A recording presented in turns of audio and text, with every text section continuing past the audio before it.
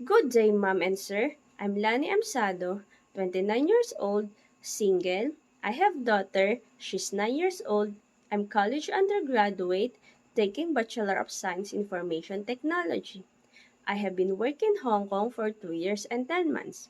My first employer is Hong Kongese. They are 4 family members, Mom and Sir, 2 kids, age 6 and 8 years old.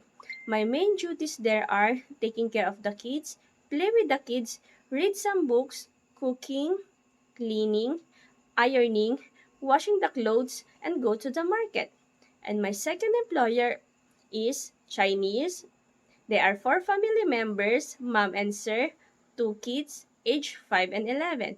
My main duties there are play with the kids, read some books, cooking, cleaning, ironing, washing the clothes, and go to the market. And my third employer is Hong Kongese. They are 4 family members, Mom and Sir, and 2 kids, age 5 and 6 years old. My main duties there are read some books, play with the kids, cooking, cleaning, ironing, and washing the clothes.